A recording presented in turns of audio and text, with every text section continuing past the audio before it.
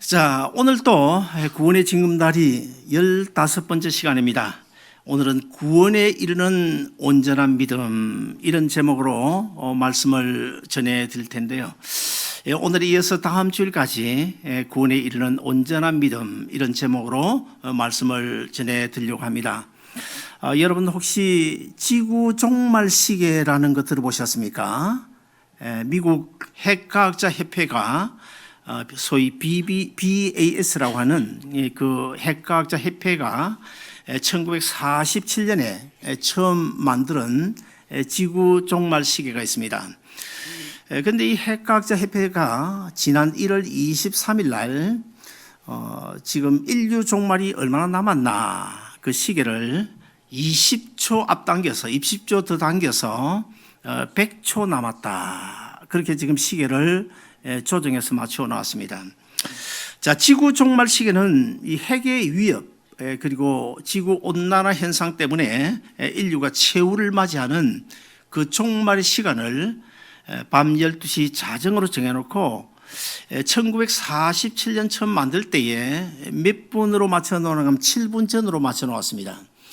그러다가 이제 점점 자꾸 당겨져 가다가 작년 3월 달에는 2분 전으로 당겨져 있었는데 1년 사이에 지난 1월 23일 날 20초를 좀 더 당겨가지고 이제는 분 단위가 아니고 초 단위로 100초 남았다. 그렇게 발표를 했습니다. 저는 그 신문 기사를 보면서 100초 남았다. 그리고 작년 한 해에 20초가 당겨졌다. 만약의 경우에 작년 한 해처럼 이런 식으로 계속 시계가 앞당겨져 간다면 앞으로 5년 있으면 지구의 종말이 온다. 그런 결론에 도달하지 않습니까? 사실 우리가 이렇게 심각한 그런 시대에 살고 있습니다. 지금 뭐 중국은 물론이고 전 세계가 우한 그 폐렴 때문에 아주 공포에 질려 가지고 전 세계가 전전긍긍하고 있지 않습니까?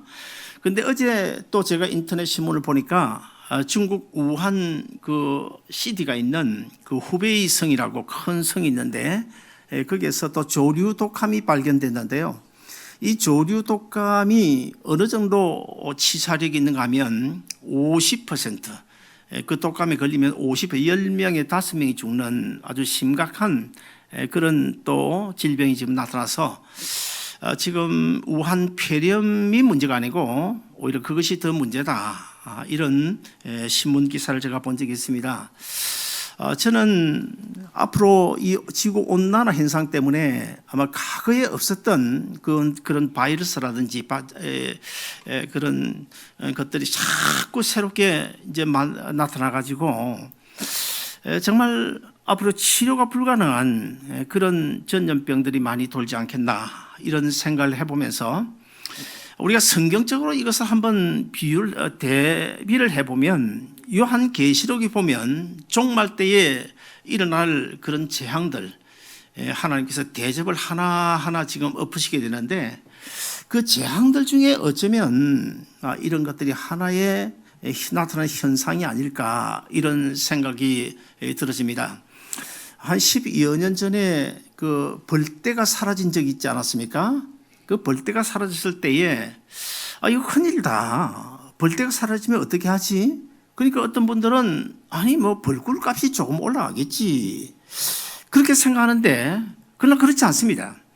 100년 전에 아인슈타인이 이런 예언을 했어요. 앞으로 한 100년 지나고 나면 언젠가는 이 벌떼가 사라져서 인류가 종말을 고하는 그런 때가 올 것이다고 예언했는데 그 예언들이 이루어져 가는 것 같고 그 다음에 또 하나는 요한계시록 6장에 보면 세 번째 인을 떼고 인을 떼서 이제 재앙의 그 대접이 엎어지게 되는데 거기 보면 이런 말이 나옵니다. 그 재앙이 엎어질 때에 뭐라고 하는가 하면 그 재앙이 엎어지는 그것을 보면서 제발 감람나무와 포도나무는 건드리지 마시오 이런 이야기가 거기 나옵니다. 자, 무슨 말인가 하면 자, 감람나무가 포도나무가 지금 문제가 생기면 큰일 난다는 거예요. 그런데 또 반면에 이 감람나무, 포도나무는 그 벌떼가 수분을 하지 않아요. 벌떼가 수분이 필요 없습니다. 수분하지 않아도 열매를 맺습니다. 그러나 다른 그런 그 견과류 이런 것들은 보면 벌떼가 수분을 하지 아니하면 열매를 맺지 못합니다. 요즘 뭐 겨울이 아주 무더워가지고 우리 뒷집에 보니까 그 매실나무가 두 그루가 있는데 꽃이 완전 만개를 했어요. 완전히 만개를 했는데 거기 볼 때 이 벌떼가요 얼마나 많이 날아왔는지, 겨울에 꽃이 없어 하면 그렇겠죠. 거의 꽃 숫자나 벌 숫자나 같을 정도로 벌떼가 가득 앉아 있는 거예요.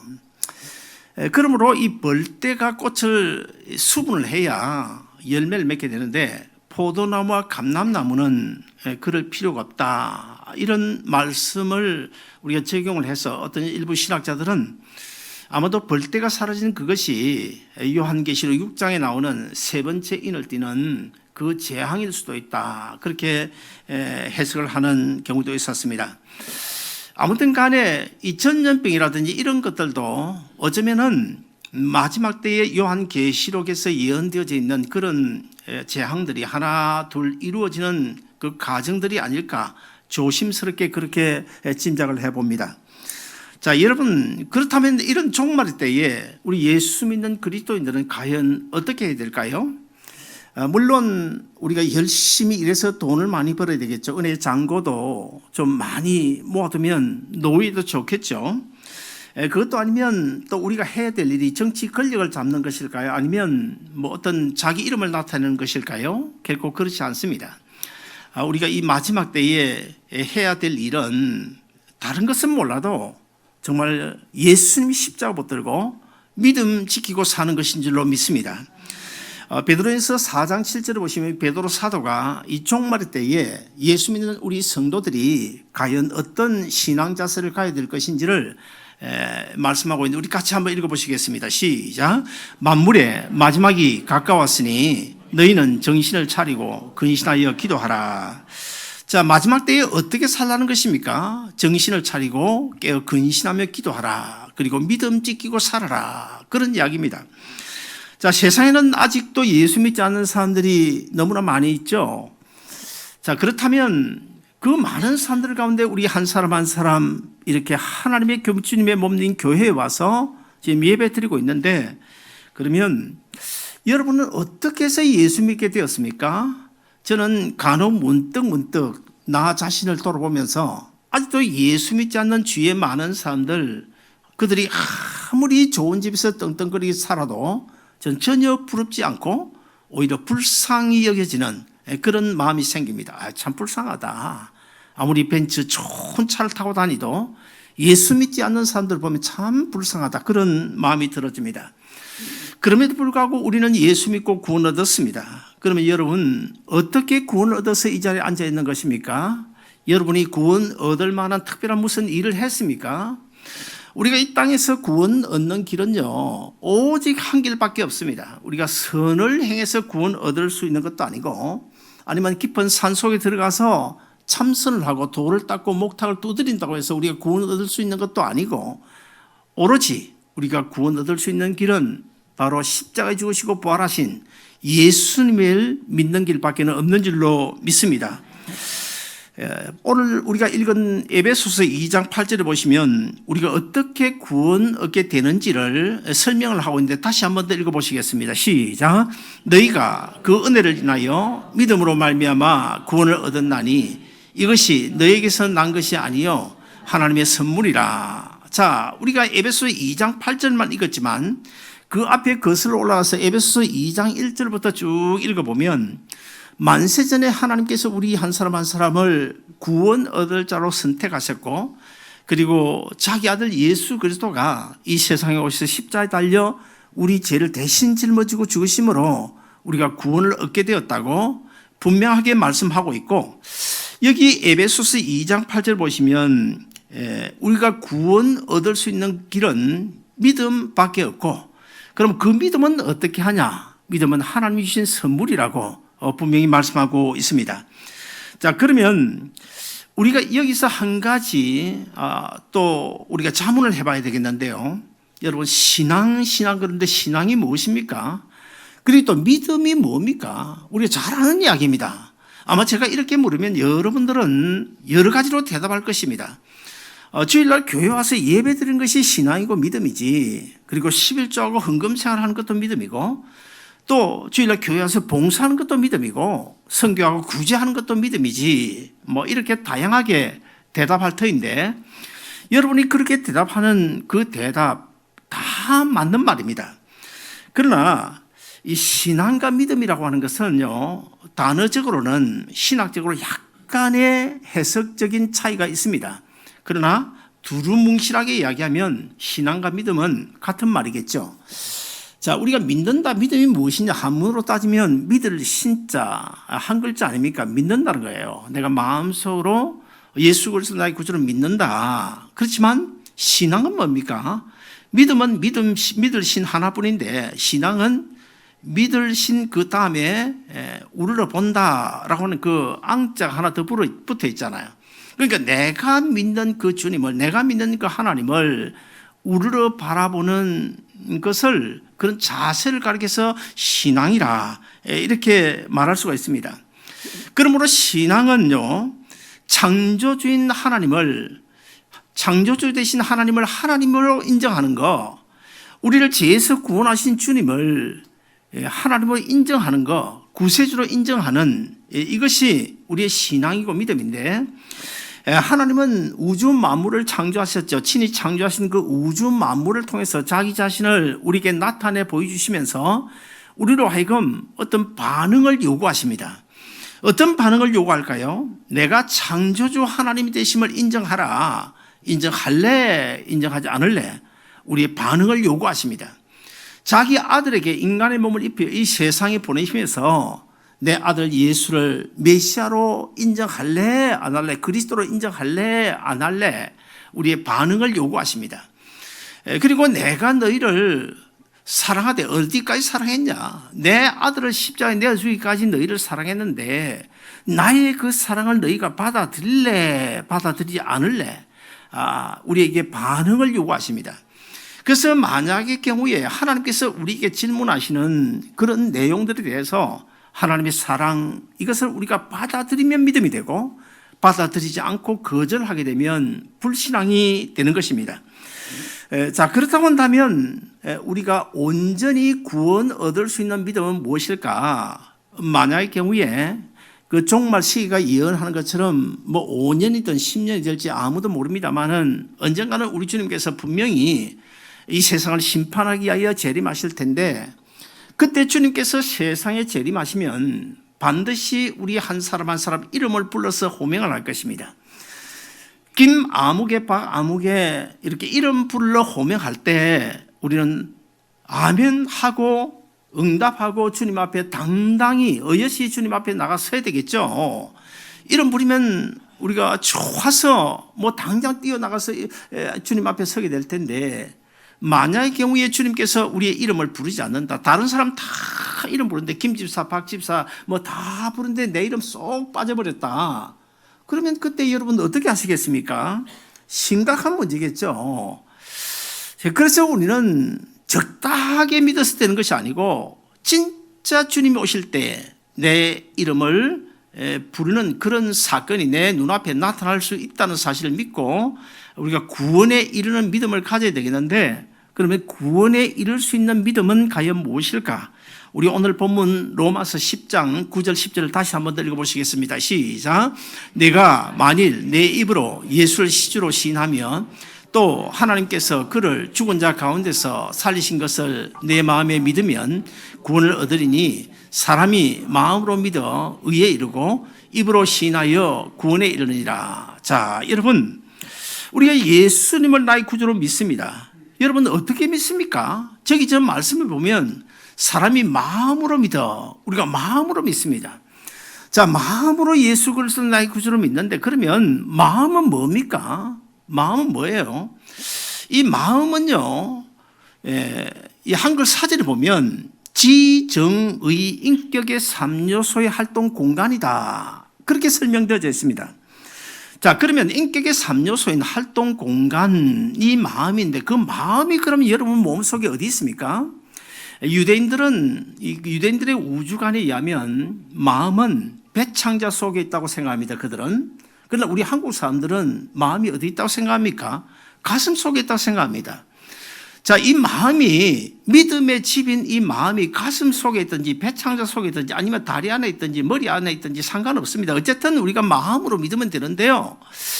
자, 그러면 이 마음이 뭐냐라고 하는 사실을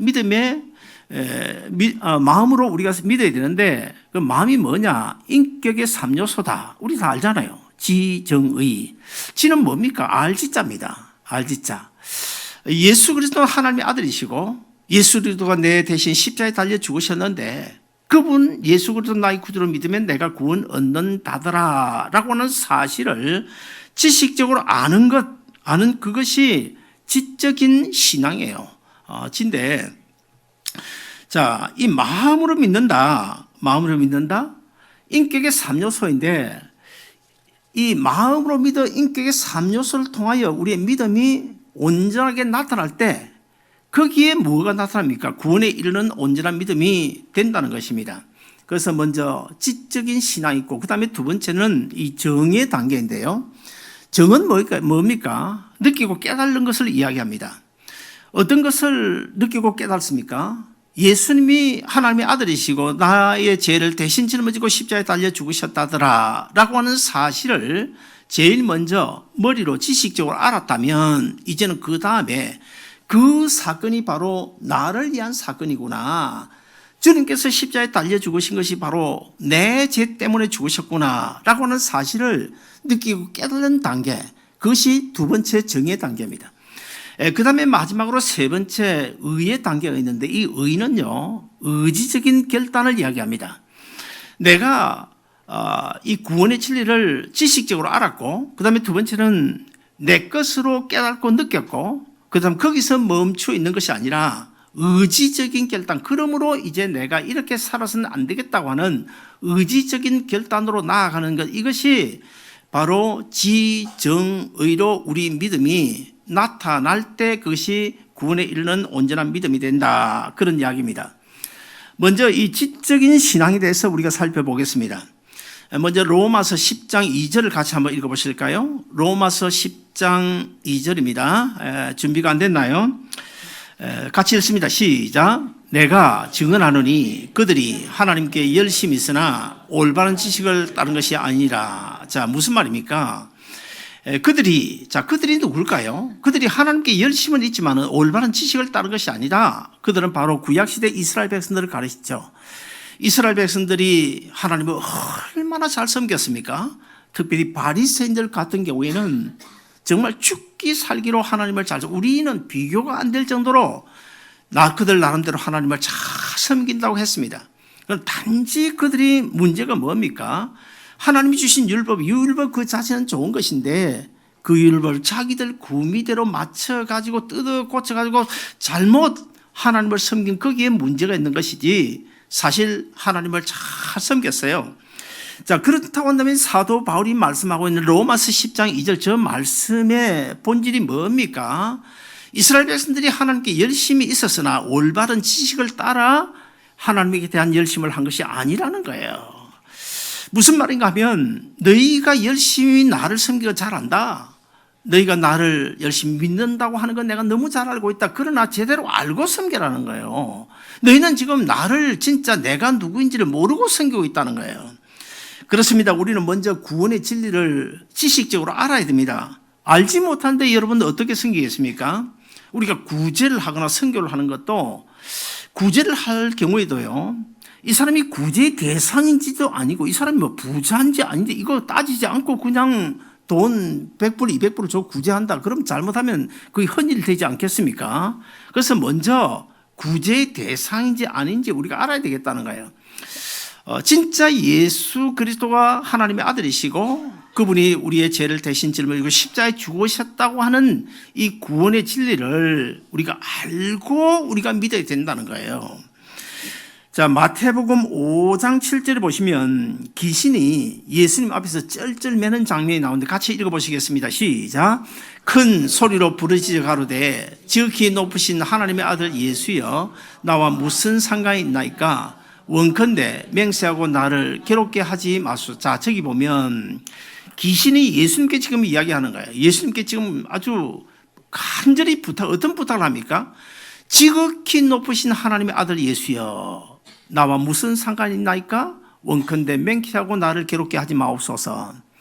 무슨 이야기입니까? 이 귀신은요, 예수님이 지극히 높으신 하나님의 아들인 줄 알았다는 거예요. 자, 이게 뭡니까? 지식적으로는 알았다는 거예요. 예수님이 하나님의 아들인 줄 알기는 알았는데 귀신이 예수를 믿지는 않았잖아요. 그래서 이 지적인 신앙, 이거는 반드시 로마서 10장 2절이 말씀하고 있는 대로 필요해요. 구원의 진리를 우리가 알아야 됩니다.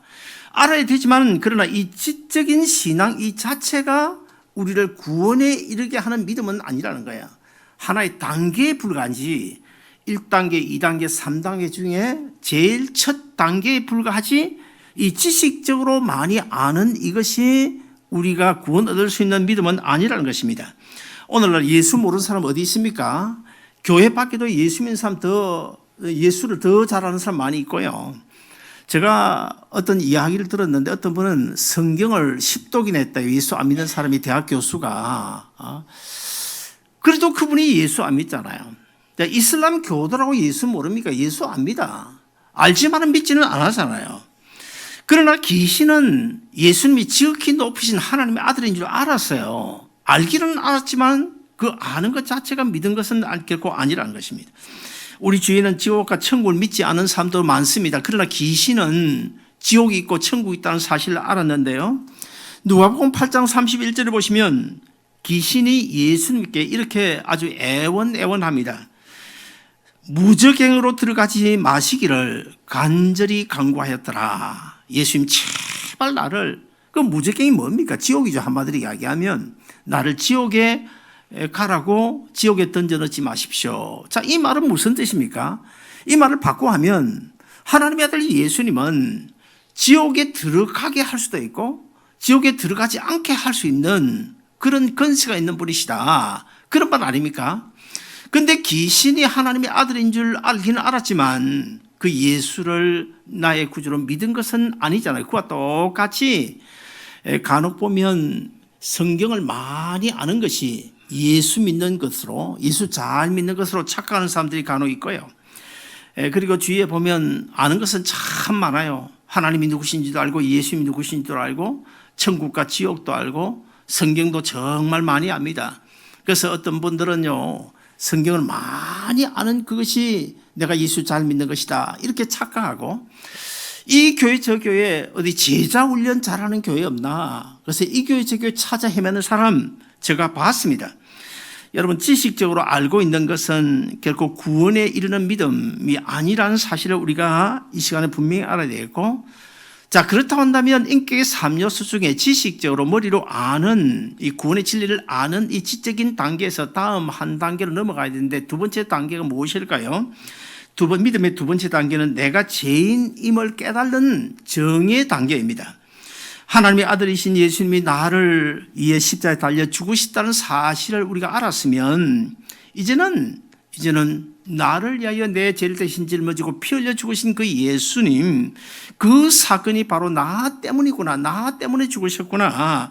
그래서 십자가에서 흘러내린 그 보혈이 내 오장육부를 적시고 내 심장을 적시고 내 양심을 적시고 내 삶의 터전에 그 구원의 물결이 십자가로 인한 그 보혈이 영향력을 미칠 수 있어야 된다는 것입니다. 그래서 이제는 갈보리 언덕 십자가 어디 씌워졌습니까? 예루살렘에 세워지지 않았어요? 자, 그렇다면 여기서 예루살렘까지 거리가 얼마입니까? 정확하게 마일리지는 모르겠지만 우리가 한국식 이야기하면 2억 마일리 그런 말을 하잖아요. 자, 2억 마일리나 떨어져 있는 그 예루살렘에서 십자가에 달려 죽으신 그 예수님, 그 거리적 개념이 예수 그리스도를 나의 구주로 영접하고 내가 예수님이 나 때문에 죽으셨다고 하는 사실을 깨닫게 되면 이 정의의 단계에 나가게 되면 그 거리적 개념이 완전히 무너져 버려야 돼요. 그리고 두 번째, 예수님이 언제 죽으셨습니까? 2000년 전입니다.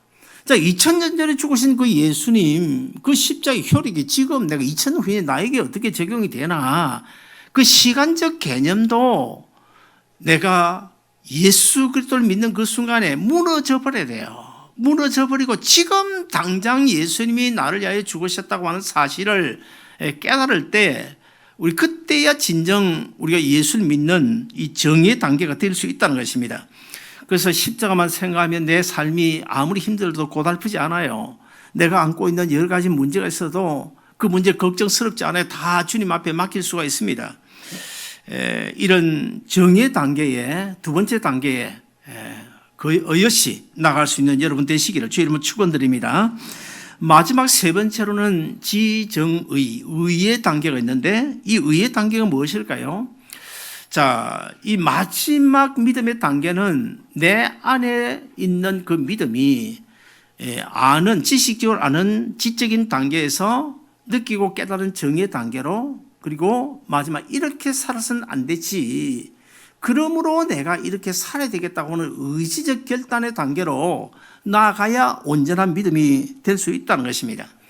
제가 생각할 때는 우리 한국교회, 특별히 우리 한국교회 교인들 가운데 지적인 신앙의 단계는 넘어선 것 같은데 두 번째 정의 단계, 느끼고 깨달은 이 정의 단계에 와서 딱 5년, 10년, 어쩌면 평생 멈춰 있다가 죽는 사람들까지도 아마 많지 않을까, 이런 생각을 해봅니다. 주일날 교회 와서 찬양하고 또 금요예배 찬양하고 기도하고 말씀 듣고 그러면 마음에 감동이 됩니다. 그래서 이제는 정말 예수 그리스도 나의 구주로 믿어지고 아무리 내가 힘들고 어려운 일이 있어도 주님 십자가 생각하면 넉넉히 이길 수 있을 것 같고 찬양하고 기도하고 하는 동안에 나도 모르는 사이에 눈물, 콧물 구멍이 뚫리고 그다음에 내 심장에 고동 소리가 나고 어떻게 이제는 주님 중심으로 살아야 되겠다는 이런 각오가 생깁니다. 자, 그러다가 어떻게 됩니까? 예배 끝나고 이제 주차장에 나가서 차에 탁 올라타가지고 키를 꽂아서 시동을 다른 걸고 엑셀레이터를 밟고 출발 딱 하려고 그러면 어떻게 해요? 내가 언제 눈물, 콧물, 구멍이 뚫렸던가, 언제 내가 내 어려운 문제를 주님 앞에 맡겼던가, 언제 내가 주님 십자가 의지하고 믿음으로 승리하겠다고 다짐했던가, 이런 온데간데 없이 은혜 받은 건 다 사라져버리고 이제 그냥 가득 이 걱정, 저 걱정, 근심 걱정이 몰려오잖아요. 심지어는 집에 테이블 위에 쌓여져 있는 빌 걱정, 이것도 내일 보내야 되는데 저거는 최소한도 이달 말까지는 보내야 되는데 이런 걱정이 막 몰려와가지고 은혜 받은 거 완전히 쏟아버리고 다시 지금 원점에서 집으로 가잖아요. 그리고 또 세상살이 전전긍긍하며 살다가 또 금요 예배 오고 주일 또 와서 예배 드리면 또 다시 주여 내가 다시 이렇게 살겠습니다 또 다짐하고 결단하는 이 정의 단계, 이 정의 단계에서 우리가 벗어나야 된다는 거예요. 정의 단계에서 주님 십자가가 나를 위한 것인 줄 알았고, 그리고 그 십자가 바로 나 때문에 생긴 만들어진 십자가다라고 하는 사실을 알았으면 거기서 멈춰 있는 것이 아니라 이제는 내가 이렇게 살아서는 안 되겠다. 모든 삶의 우선순위가 십자가와 부활에 두고 믿음으로 살겠다고 하는 이런 다짐, 이 결단이 있어야 되는데 이 결단이 바로 마지막 의의 단계인 것입니다. 그렇다고 한다면 오늘 우리 한국교회 안에 조심스럽지만은 진짜 나중에 우리 주님께서 이 세상에 심판조로 재림하실 그때에 정말 이름 불림을 받고 구원의 자리에 들어갈 사람이 과연 얼마나 될까? 여러분 얼마 된다고 생각하십니까? 저는 결코 많지 않을 것이라고 생각합니다. 자, 그렇다고 한다면 우리가 누가복음 18장 8절을 우리가 한번 살펴볼 수가 있는데요. 자, 누가복음 18장 8절에 보시면 예수님께서 한참 후인 2000년 후인 오늘날 이 마지막 종말의 때를 내다보시고 하신 한마디 말씀이 나옵니다. 자, 어떤 말씀인가 하면 인자가 올 때에 믿음을 보겠느냐, 이런 말씀이 나와요. 자, 그렇다고 한다면 인자가 올 때 예수님께서 이 세상 심판주로 재림할 그때에 믿음을 보겠느냐, 우리 한국식으로 하면 자, 보겠느냐를 영어로 번역을 하면 어떤 단어가 될까요? C라는 단어를 써야 되지 않습니까? 본다. C라는 단어를 써야 되는데 영어 성경에 보면 C라는 단어를 쓰지 않고 find라는 단어를 써요. find faith라는 단어를 써요. 믿음을 찾아야 될 정도로 믿음 가진 사람이 작다. 그래서 아마 find라는 단어를 쓰는 것 같습니다. 자, 여러분 제가 하나 물어보겠습니다. 만약의 경우 10명 중에, 자, 이것은요, 예수님께서 하신 이 말씀은 이 지구상에 살고 있는 모든 인류를 통틀어서 하는 말씀이 아니고 적어도 교회 안에 출입하는 처치 멤버들 중에서 아마 하신 말씀으로 그렇게 저는 해석을 하고 싶습니다. 만약의 경우에 10명 중에서 5명이 구원에 이르는 믿음을 가졌다. 그러면 여러분의 경우에 find, 찾는다는 단어를 쓸까요, 안 쓸까요? 쓰겠어요, 안 쓰겠어요? 답이 안 나옵니까? 10명 중에 5명, 그냥 눈에 보이는데 뭐 한다고 find라는 단어를 쓰겠어요? 안 그래요? 안 그렇습니까? 제 말 틀렸습니까? 저 같으면요, 10명 중에 2명이다. 그래도 저는 find라는 단어를 안 쓰겠어요. 그럼 왜 find라는 단어를 썼을까? 왜 find라는 단어를 썼을까? 이구석 저구석 찾아야 될 정도로 구원에 이르는 믿음을 가진 사람이 적다는 거예요. 적다는 거예요. 오늘 이 마지막 시대를 내다보신 주님께서 그것을 알고 지금 써놓은 이야기입니다. 자, 오늘 제가 말씀드린 이 누가복음 18장 이 앞에 보면요, 어떤 내용들 나오는가 하면 누가복음 15장에 보면 한 마리 양을 찾아 헤매는 목자의 이야기가 나오고요. 그다음 뭐 드라크마 찾는 이야기, 뭐 나사로와 부자 이야기, 천국 이야기, 이런 이야기들 계속 나옵니다. 계속 이런 이야기를 계속 하다가 마지막에 결론을 하신 말씀이 바로 누가복음 18장 8절인데요. 인자가 임할 때에 정말 구원에 이르는 믿음을 가진 사람을 내가 찾아야 될 정도로 많지 않겠구나 라고 하는 사실을 예수님께서 하신 말씀입니다. 그러므로 한국의 어떤 그 유명한 신학자, 침례 신학교 장두만 교수 같은 분, 그리고 미국에도 뭐 보수적인 신학자들, 아주 경건한 신학자들, 지금 교회에 나오는 사람들이 다 예수 믿고 구원에 이르는 믿음을 가진 사람이냐, 구원의 확신을 가진 사람이냐, 그렇지 않다는 것입니다. 그 몇 퍼센트를 되냐, 몇 퍼센트 되냐. 한국 교회 1200만 명 중에서 진짜 예수님께서 재림하시면 구원의 자리에 이를 사람이 몇 명이나 되냐? 500만 명이나 될까? 300만 명이나 될까? 그런 이제 일부 신학자들은요, 10%밖에 보지 않습니다. 10%. 저도 거기 공감합니다. 저기도 그 말에 공감합니다. 물론 우리 아름다운 동산교회 예외죠. 예외입니다. 왜냐하면 옛날에 아주 유명한 그 구원론 부흥 강사가 있었는데, 고신 출신 임종만 목사님이 있었어요. 그분이 책을 여러 권 쓰고 뭐 1년 52년 부흥회를 다니면서 늘 구원론 부흥회만 한 분인데, 이분이 북서울 교회를 담임할 때 여론조사를 했습니다. 조사를 해서 지금 만약에 예수님께서 재림하시면 당신 들림 받을 수 있어 하고 구원의 확신을 물었어요. 그랬더니 참 조심스러운 이야기지만 뭐 책에 나온 거니까 제가 그대로 이야기할게요. 여의도 순복음교회 32%밖에 안 된다.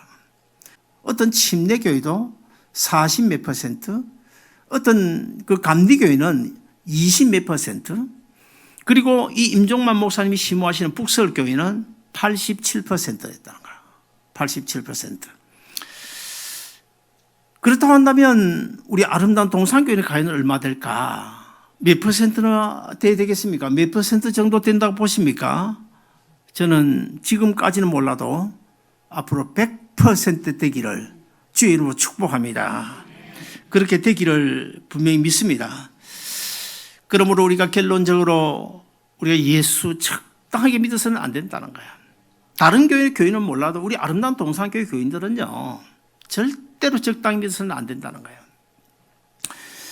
자, 교인들은 여러 가지로 구분할 수 있지 않습니까? 교인이 있고 신자가 있습니다. 교인과 신자는 분명히 다른 것입니다. 그리고 또 교회 처치 멤버 명목상의 교인이 있는가 하면 또 진짜 헌신된 거듭난 교인들도 있잖아요. 그래서 저는 우리 아름다운 동산교회가 제 소원은 다른 건 몰라요. 다른 건 모르겠고 우리 주님께서 이 땅에 재림하실 때에 정말 한 사람도 빠짐없이 다 이름 불러 들림을 받을 수 있는 여러분 되시기를 바라고요. 어떻습니까? 제가 물어보겠습니다. 여러분 구원의 확신이 있습니까? 그 정도 대답 가지고 안 됩니다. 진짜 주님 오시면 들림 받을 자신 있습니까? 주님께서 오시면 이 사람 저 사람 이름 불러가는데 내 이름 빠지지 않냐고 불림 받을 자신 있습니까? 이쪽에는 좀 많은데 이쪽은 좀 약하네요. 자, 이쪽에 다시 한번 더 물어보겠습니다. 우리 주님께서 언젠가는 오실 텐데 그때 김아무개 박아무개 이름 부르실 때 내 이름 절대로 빠지지 않냐고 주님께서 부르실 것이다. 반드시 부르실 것이야. 그렇게 믿으시면 아멘 하시길 바랍니다. 사랑하는 여러분들, 이제 우리 모두 이 지적인 신앙, 성경 좀 아는 거 상관 아무 의미 없어요. 아무 의미 없어요. 지적인 신앙, 지식적으로 뭔가를 구원의 진리를 아는 그 신앙에 머물지 말고, 그리고 그보다는 더 낫지만 십자가의 주님을 만나고 그 십자가 바로 내 것이구나. 나를 위하여 주님이 십자가에 죽으셨구나, 피 흘리셨구나 라고 하는 사실이 깨닫지는 정의의 단계에 나갈 뿐만 아니고 그 정의의 단계에도 머물지 마시고 어떻게 해요? 그러므로 이제는 내가 이렇게 살아서는 안 되겠다. 정말 주님을 위해서. 그래서 성경이 우리에게 뭐라고 그럽니까? 두렵고 떨림으로 너희 구원을 이루라고 그랬어요. 그리고 천국은 또요, 침노하는 자가 빼앗는다고 그랬습니다. 아무쪼록 여러분 모두 우리 주님 오실 때에 정말 한 사람 한 사람 다 이런 불림을 받아서 구원의 자리에 의젓이 당당하게 설 수 있는 여러분 모두 되시기를 주님의 이름으로 축원드립니다.